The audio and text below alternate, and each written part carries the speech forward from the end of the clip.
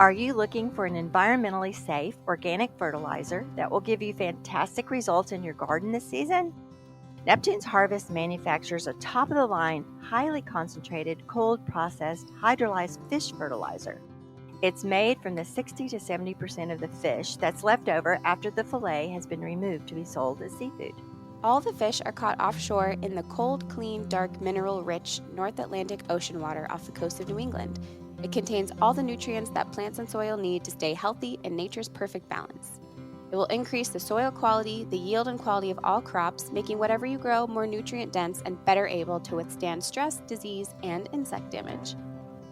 Neptune's Harvest is a great food source for microbes and beneficial bacteria, increasing the organic matter in the soil so that it drains better, retains moisture, and sequesters carbon.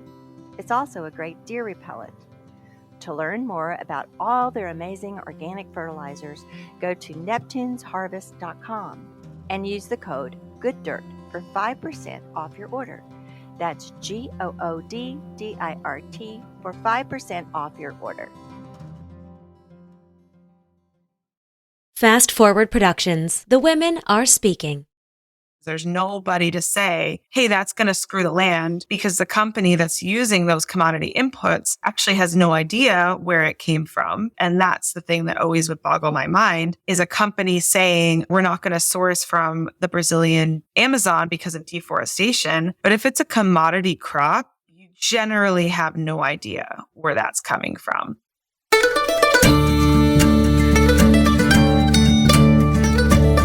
You're listening to the Good Dirt Podcast. This is a place where we dig into the nitty-gritty of sustainable living through food, fashion, and lifestyle.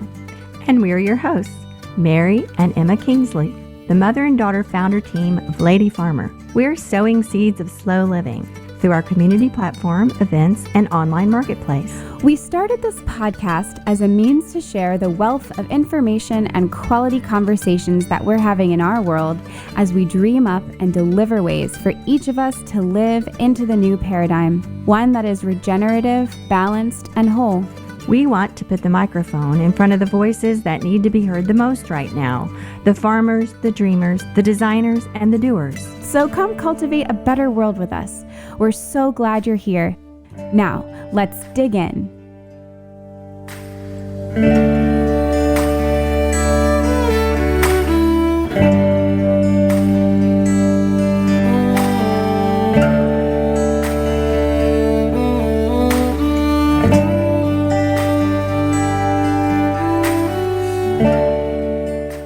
Welcome back to the Good Dirt Podcast.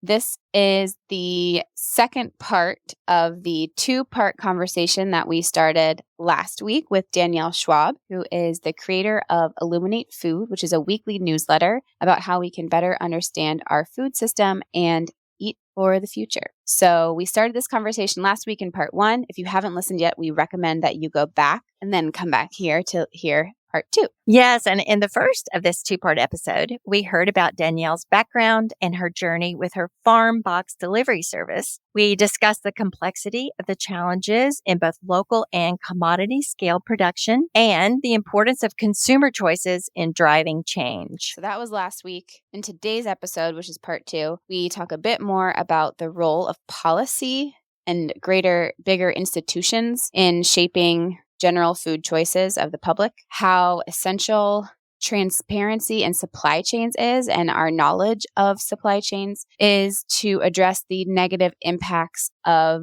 larger commodity crops like corn and soybeans.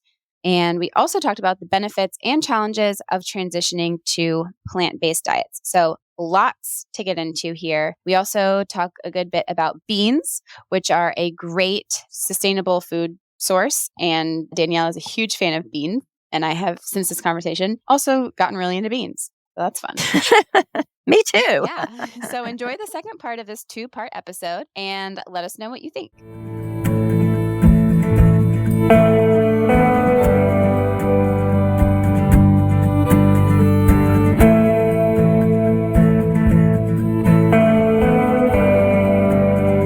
What do you think in your work with, because you were in the big corporate world and then you were not, and now you're back sort of around it. What do you think about the responsibility of the consumer and educating yourself and educating the consumer. What do you think about from a policy level, like for these big companies? What kind of solutions are there? Like sometimes I feel like there's just no hope if we rely on people's individual choices. Like as much of an optimist I like to be, like you can make a difference with your dollar. I feel like we don't actually have that kind of power. So then that leads me to like, well, it's these companies' responsibility and they're only going to do their best interest. So then it's like, is it like regulation? Is it policy? I don't know. What is your stance on that? Like, can policy fix some of this stuff? Yeah, well, I'm here to tell you there is optimism in this space, actually. And that's why I do like the job I'm currently doing, which is food service, because food service does offer that power to present a menu or a buffet with plant-based or vegetable-forward dishes ahead or on par with the meat dishes. I mean, we are such a meat and potatoes country that to me is what is a fascinating space to watch right now. Because if you go to a menu or a restaurant and you see all animal proteins and then one like cauliflower steak at the bottom, that's not going to catch your eye. But if that place has some motivation, we can talk about where that motivation might come from, to really put that cauliflower steak on the top and make it the most attractive, innovative dish on their menu, that's a complete game changer for someone's brain. It's like, well, I'm not skipping out on all these incredible dishes to get this kind of like sad veggie dish. I'm actually getting their recommended dish, whatever that may be. So that is what I see happening in food service. I see it happening in hospitals, and that's a policy angle. Like New York City has some really impressive plant-based goals. So right now in hospitals, they offer to the patients plant-based meals first. Oh, do you want to try this mushroom jerky sandwich? No? Do you want to try this cauliflower chickpea curry? No? Then they would offer a meat dish. So that's like a really incredible way to make change without forcing it on someone, just offering really good food. So I see the motivation is coming from different places, but it is there. And, we work with some colleges and universities. Like these sustainability goals, though they may be vague and in the distance, there are a lot of people whose full-time job is getting those in motion, and it's slow, but it's happening. So like any sustainability goal at we call them a GPO, a group purchasing organization, which is like a Sodexo or a Compass, who kind of prepare food at large scale for institutions. Those organizations have really impressive sustainability goals. They're definitely worth looking at, and they can't sleep on them. Like they have to take action. And they know what they need to do. They need to substitute more plant-forward dishes for meat, and they need to source more locally, and they are the ones who make the food happen in institutions. So I do see a lot of momentum. It is slow, decades in the making, but I see more momentum there than I see for at home. So the idea that can have a ripple effect to somebody's home choices is what's unknown. It's like, they made me eat plant-based at school today, so I'm going to come home and eat meat. Well, either way, that's 50% cut in half. And from stats I see out there, it doesn't have to be zero. It really doesn't have to be zero. So I see a lot of hopeful progress in that space because it's like so obvious now what needs to happen. So the momentum is there. So a couple of questions. And this is really curiosity on my point. First of all, can you get on the climate beneficial meat bandwagon and speak to that a little bit? And then also, this is the question I have really, and I don't know where I even land on this because I want to talk to people that work in this space that can answer the question is, if as an entire culture, let's just say we suddenly went plant-based or, 80-20 plants, does that not put a lot of pressure on the system to create monocultures and problem crops? You're talking about, and this might get us back to the soybean thing, the grain, the corn, and the soybeans to support the movement towards plant-based. And I'm just really curious about that. Like, does that not, and when you're considering the nutrition density of meat versus plants, which are very, very nutritious, but just takes more. It's more. The volume's got to be more. The combination of foods to get your complete proteins has got to be more. So what kind of pressure does that put on the system and our soil and the industry for inputs and that kind of thing. So, I'd love to hear you talk about that. Sure. Well, the first one, so on the kind of regenerative, sustainable, climate friendly beef, I meet a lot of people who want to get into that discussion in terms of like, oh, it's good for the soil and the ground and the rotation and all of that. Absolutely. And this is where my kind of food systems zoomed out perspective just trumps that, because if you live somewhere and can get that type of meat and want to support that, that is awesome. I have zero problem with that. That to me is, in a completely different universe than the CAFOs. Yeah. And my thought is like when you mentioned the hospital, like the hospitals are not purchasing regenerative. No. So like if you're in a hospital, yes, the better option is going to be the plant one. Even, yeah. It can be hard in this kind of like sustainable food movement bubble. It often errs on the side of like, there is a lot of support and respect for regenerative ranching, kiss the ground, all of that stuff. But I think that is leaving out the food system impacts. And for kind of an average consumer, another easy way to just be like, oh, well, they're figuring it out with that. Like meat's going to be fine. We'll all do crop rotation and regenerative grazing, which we all know there's not enough land for that, for the amount of meat that we eat. Even if that's happening in the US, it's really easy to only think about the US. What about China and their growing meat intake? Like it just doesn't translate. So to me, it's apples and oranges. I will never tell someone not to eat meat, but it's just not getting at the systemic issues, which I think your second question about we change to eat, kind of the problem we'd had with quinoa, this idea that like something blows up and then the whole supply chain gets screwed over the small holder farmers. There's always kind of an adverse effect, which is part of this innovation leads to destruction. Anytime we kind of like overhype something and don't bring in the human and environmental impact, it's going to keep happening. So what I hope for this period of time is that companies are bringing more transparency to their supply chains and having more vertical integration where they know their inputs so that this type of over-farming exploitation of humans and the environment won't be happening, because the commodity system is what allows this level of exploitation. It's the tragedy of the commons. There's nobody to say, hey, that's going to screw the land. Hey, that's exploiting the people, because the company that's using those commodity inputs actually has no idea where it came from because it's a commodity. And that's the thing that always would boggle my mind, is a company saying, oh, we're going to source XYZ, or we're not going to source from the Brazilian Amazon because of deforestation. But if it's a commodity crop, you generally have no idea where that's coming from. Or we're going to change, like General Mills, we're going to change to be regenerative. That supply chain doesn't exist right now. So there's a lot of talk around sourcing, but in a commodity system, that doesn't actually work. So as companies put two and two together, and I think Pepsi is actually a pretty good example. They've done some really interesting vertically integrated supply chain work where they know their growers. So they actually can say, we're going to invest X amount of $1 million in our smallholder farms to take care of their soil that will trickle down into our supply chain, which certain companies realize that's actually a strategic security investment for them to have farms that can operate for another 50, 100 years, as opposed to the commodity model, which just kicks out farms whose soil becomes untenable. So I think this recognition that we have to see the whole thing through, that we have to know, what is from deforestation in the Amazon. There's a ton of pressure around that right now. That translates into real action. The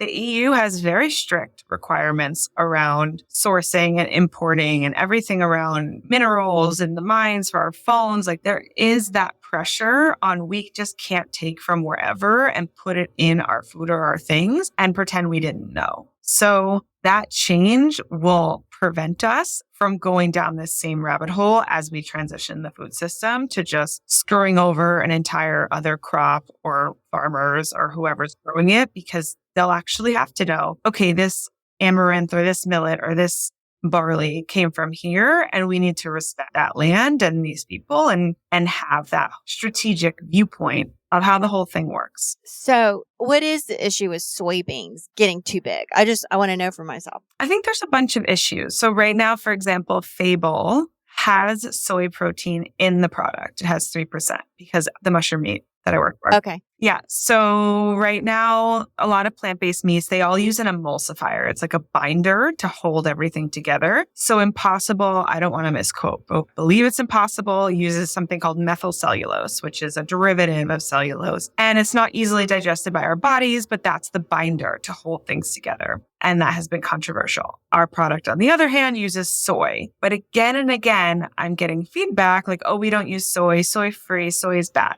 So I've also been thinking about this a lot because at the same time that soy is like everywhere and feeding the animals that we eat, it's also starting to get uncool in the US, I believe, because people associate it with like GMOs. And like the oils? Some of that. And then there's some of this kind of like conservative argument around estrogen and not being a manly man if you're drinking soy milk. And there's a great episode on Maintenance Phase, the podcast, that goes into this kind of connection between soy and conservatism. And it's a little bit dark place that is happening, but it's almost silly to me because there's this bad reputation while at the same time being omnipresent in our food. So it's almost like this idea of like, oh, we can't have sugar while everyone's drinking high fructose corn syrup. A little misguided, in my opinion. Soy in general, I mean, fascinates me because it's like, okay, maybe edamame, but no one really knows when they're eating soy or what the plant looks like or what it is or what it tastes like. It's just so disconnected because it's like an ingredient. It's just like plastic. It's kind of just used as this material to make textures and make flavors and be a vehicle and all of that. There is a world in which soy, as it historically was used, is a crop that has flavor, is nutritious, is good for the soil. It is, which is why it was taken out of China. And, reading back in some of that history, that's the genius to it. Oh my God, look at this crop. It's so easy to grow. It's so resilient. It's so nutritious. It has all these parts, the pod, the oil,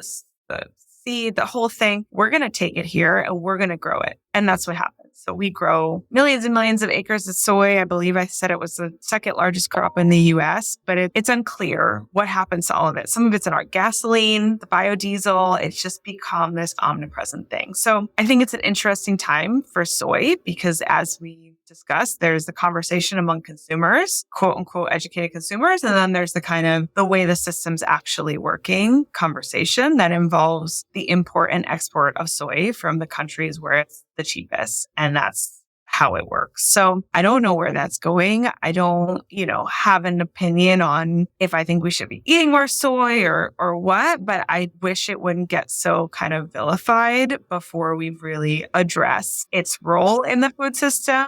And if there's a world in which respecting soy can actually help balance out some of the meat. And I think this idea that like, oh, soy's bad, we never think about, oh, is meat bad? I mean, meat's literally listed red meat as like a carcinogen by like the World Health Organization, but like that's pretty easily dismissed, but it's like, oh, soy's bad. So I just think it's interesting how these conversations get kind of like seeped into the cultural conversation without a lot of depth with them, as we've said. And this is what's scary about social media. And it's really easy to just hire someone to write a piece, as there's been every industry will do to protect itself, to kind of get people scared or freaked out by something to prevent change.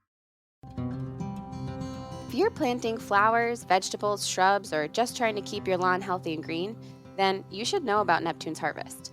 Neptune's Harvest fertilizers come from the mineral-rich North Atlantic Ocean, which contains all the nutrients that plants and soil need. Flower growers, get your sunglasses out. You'll want to use them when you're looking at how bright those colors are. Vegetable growers, with Neptune's Harvest, you can achieve the amazing results you deserve for all your efforts with the most abundant, sweet-tasting supply of organically grown produce. And there's nothing like the taste of a fresh garden tomato you grew yourself. Neptune's Harvest works great, whether you know what you're doing or not. You'll look good and you'll feel good because you're doing the right thing for the environment and your health. Try Neptune's Harvest, products from the ocean to set your plants in motion. Available at neptunesharvest.com. Use the code GOODDIRT at checkout for 5% off your order. That's GOODDIRT. I love the idea of respecting something as a way to maybe balance it out. Yeah. But that does bring me to my other obsession, which is beans. And I write about them all the time. And that's kind of been one of my solutions to this all is like, there are ways to eat protein and have a kind of center of your plate ingredient and have it not be meat. And beans is somewhere I've landed as one of these catch-all win-win-wins. And it's beans to me have been that symbol of like, there's something else we can eat and respect and train ourselves to cook and enjoy and shift our plates as a bellwether for the food system. So that's been my little project for myself is eating more beans and getting excited about beans. And they're like kind of a joke right now. It's like, oh, anybody who's talking about beans is talking about gas or like, silly stuff. And it's like, to me, that's a waste. It's like beans are a huge food group with a high amount of protein, with so much variety. They're just not really in the conversation. So that is something I see as really interesting, way more interesting than a plant-based meat. Obviously, I love the mushroom meat as well, but that's a big puzzle piece for me is beans and getting people excited about them and willing and curious enough to eat a dinner with beans, not with chicken, just with itself. And another piece of that I'll add is it's one area where there are a lot of options for locally, organically, and sustainably grown, unlike the soy and the grains and so forth, or the commodity things. To your point, you don't know where they came from. It's just all pulled together and sold. But you can find local beans. You can find local legumes. And it's so true. And they're a lot of fun. And there's such a huge variety, such wide variety, I should say, in types and flavors. And so, yeah, I get that. It's refreshing to be able to zone in on something that's kind of not set in the collective mindset as good or bad or this or that. It's kind of a fresh way of looking at things, I think. You know what I mean? It's something new to explore that hasn't been layered with all kinds of assumptions. Yeah. It's the answer. It's the one thing. That's where we get in trouble. There's a big campaign called Beans is How. Oh. They're probably a small group. It's a hashtag. It's very sweet. People in that world, they really believe because they're nitrogen fixers, and there is a lot going on there. So I think that to me, it's not going to solve all the problems, of course, but I do think, just as you said, there's commodity level beans in the can, which are of a certain quality. And then there's, more local, a little more expensive beans. And that's just everybody's personal journey. But I think spending a little more time there is really important in how to get people interested or intrigued. I really love and appreciate this conversation so much because I think that we don't recognize on this podcast, even in the circles that we talk, we don't recognize enough how different the conversations are between the option to buy regenerative meat and eat your heritage beans and do your CSA and what that's like versus that's one conversation. And then there is food systems and policy and what the institutions for the hospitals and the schools and literally a majority of the population, how they're being fed and how we are sustaining ourselves and what's available. And they're just different conversations. I think that it's so easy to get on one certain bandwagon and one certain thing. And I think it leads to a lot of unproductive conflict and also not just conflict, but a resistance to thinking about things differently that is just not helping anyone. So I really appreciate this conversation for reminding me of that context is everything, really. Yeah. And that's why I was so grateful, you all reached out because I think a lot of the local food and sustainable food conversations are mostly talking about those things in the silo. And it's hard to fit in those system level, supply chain level conversations because it's like a mismatch a little bit. So it has been hard to figure out, where does my voice come in? Am I a food writer? Am I a global economics writer? I don't know. So it's just been interesting to see, where does it resonate? And food media and food social media is so beautiful right now. It's all about the visuals. And it's this is one of the sillier things I've done. I get so much cake content because it's so stunning, beautifully decorated cakes that last week I just wanted to try making a savory cake because I want to make those designs and I want to make something beautiful. So I had seen there's like a Swedish savory cake. I won't be able to pronounce it, but they use like rye bread and smoked salmon and cream cheese and make this like beautiful cake. So I made one that was like, it was beans as the filling and cream cheese. And then I had like creme fraiche decoration and I had like a little tomato heart and beet. And it was just so fun. And it was exactly what I felt I want to see more of. It's like, how do we take innovative, interesting ingredients and bring them into this like food media bubble of like, everything's beautiful, everything's delicious, everything's perfect. So that was fun. Does it fall on deaf ears? Who knows? Who cares? It was exciting to be able to create something what I see is only with sugar, only with butter, only with frosting and kind of turn it on its head. Danielle, I'm afraid you're a visionary and people aren't going to catch up to you. You're just on a different plane. Before we go into our last couple of questions, I want to say, I think to me, what I'm taking away from this conversation is like, we're just asking people or inviting people, I would say, anybody that's interested in food and our food system and the climate crisis and all these issues around food, which is common to every human on the planet, whether or not you think about it. It's just invite people to go deeper with it. Just go deeper. Just don't look at the food related things that show up on your feed and that are going to affirm your current beliefs. Allow yourself to go to other threads and look and see what they're saying. And you don't have to agree or disagree. Just allow yourself to be exposed to a lot of different ideas and information. Yeah. And I guess trust yourself too, to kind of like make decisions for yourself and not necessarily, we all want to be told what we like should and shouldn't. It's easier just, I like them and what they're doing. So what they tell me what to do, I don't know. But I think that there's so much, I think someone like you who has the like bravery to be like, this is a silly example, but the cake, but just be like, I'm going to make this cake this way because that makes me happy. Yeah, with salmon. In a way, the more of us that can think that way of being, well, because you can't care about everything, right? You pick your things that you're going to really care about. And if we're all sort of doing that in our own way, that's a little optimistic of me, but maybe that's a step in the right direction, as opposed to just taking the sound bites that we think we should or shouldn't and then ignoring the nuance. Yeah, no, I get it. Like, don't create your entire lifestyle and ethos around some soundbite that's going around social media.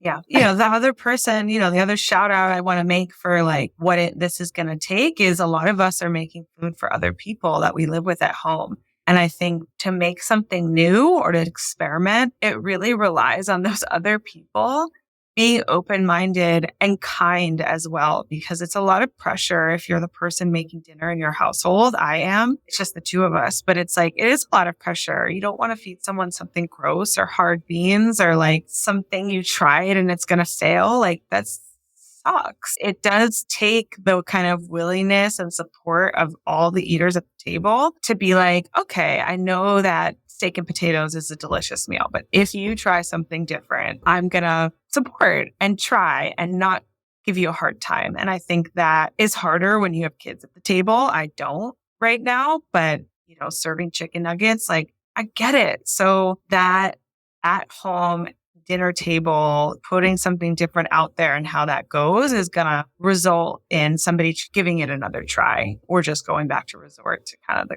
the favorites. So that to me is like a really sensitive ask. And I think that's what I appreciate. My partner kind of gives me that space to play a little bit. And there has been times where the beans are hard or it just didn't work or whatever happened. But that's what I need to be able to play a little bit and to figure out what else there is than kind of the animal protein, vegetable, and starch. Yeah, that's so true. Lady Farmer and the Good Dirt, we like to kind of center all of our conversations around, slow food, slow fashion, and slow living is the term that we use. And so we like to ask all of our guests, what does slow living mean to you? And if it's something that you do, how you're able to do it in your daily life? Yes. So I did write this one down because I didn't want to forget it. So slow living to me is not seeing cooking as a chore. That's kind of what keeps coming up for me, and seeing it as an opportunity to really slow down and examine, investigate, get to know these ingredients, smell them, taste them, look at them, take that as the time to connect to your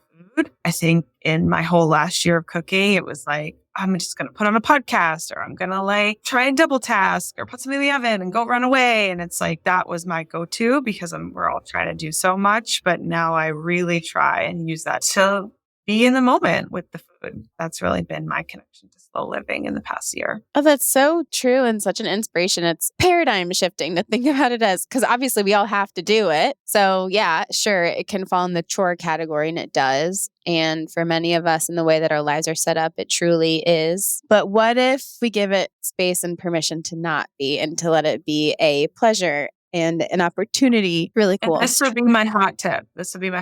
I mean, meal planning if you can, of course, but cooking, if you can carve out an hour in the morning instead of the 5 to 6 hour, the light that you'll get in your kitchen will kind of change the game. And it might make you want to take a photo, which you then might post to get someone else inspired. But if I cook at 5 or 6, it's like, oh, especially in the winter, it's like dark and it's like, just want to get it over with. I want to sit down. So cooking in the morning, even though, you might have to reheat it later, is the way that I've been able to not only record some beautiful content in the light, but just get a little more engaged because of the light and the time. Your mental state. So it seems kind of backwards, but most food content creators, they're cooking in the day and they reheat it later. And I think that's just been something that even if I'm not creating content, if I can do it in the morning. That's such a good tip. We also have another person on here we've had a couple of times. She's like the goddess of slow cooker meals, doing that to help you slow down in the day. And she's like, I mean, obviously, slow cooking. So you have to do it in the morning. And I love what you said about the light. And that's so true in my life because my kitchen has Eastern exposure and it has beautiful light in the morning. And it's just delightful and happy place to be. But 5 o'clock, it is dark, and especially now it is cold. I kind of don't want to go in there. And then in the summer at 5 o'clock, it's still pretty outside, but the kitchen's still kind of dark. So I don't want to be in there then either. So that is so true for me, is to do my food prep in the morning. Absolutely. Game changer. Put on the soup. I'm famous for putting on the soup early in the day. That's my go-to. Okay. So the last question we'll ask you today is, what does the good dirt mean to you? And it doesn't mean the podcast. Just the concept of good dirt, the good dirt. Yeah, I was thinking about it. And I think, obviously trying to be literal with the dirt, it's kind of like comes up as not being scared of the outdoors. But I think what that really means to me is like stepping out of comfort living. I think we're all just, probably many of your listeners, just so we're privileged to kind of be living these comfortable lives with so much access to all the things and our temperatures and our coziness and everything that we have. And I think being able to dip your toes in the water of a little less convenient is really something that is hard and can be very rewarding. And that's kind of what it means to me, is getting your hands dirty, but not just for fun, but more as like a challenge and being out in the cold, getting wet. And I think that's why I live by the ocean. And when people do the dips in the ocean, it's like that mental game of like, yeah, I don't want to do this, but like that challenge. So there's all sorts of ways that we can kind of push ourselves. I love that one. That's great. There's a lot of life in the good dirt. Yeah, it's not the good, like, cozy comfy. Not always. Yeah. But cozy comfy is always there. Yeah. Yeah. And it's often cozier when you come back. Yes, that's true. Right. So as we wrap up, is there anything else that you want the audience to understand about the work that you're doing and what you're currently putting out there? I don't think so. I would love to have people interested, come sign up for my Substack. And I think there's so much content out there. It's very hard to read new stuff and follow and try new things. And I think any engagement or anything someone might read, like, that's amazing. Like, I think we're all just trying to stay on the treadmill. So, leaving with people, if they want to buy dry beans that are from smaller scale producers, like Primary Beans or Rancho Gordo are kind of my go-tos. That to me is like a huge leap if somebody wants to give that a try. So yeah, thank you. Thanks everyone for listening. Yeah. And remind folks, what is the name of your Substack? And are you on Instagram? And can people follow you there? Yes, I'm Illuminate Food on both. So illuminate-food.com is my website, and you can find my Substack there. And then it's illuminate_food on Instagram. And that word to me is just so powerful about shining light. I think that's exactly what this conversation has been. Yes, exactly. I feel the same way. It's just like talking about things, getting them out in the open and getting people to think a little deeper, as we've been saying. I love it. Wonderful. Thank you for your time. It was delightful. Very nice to meet you both. Thank you again. Thank you so much.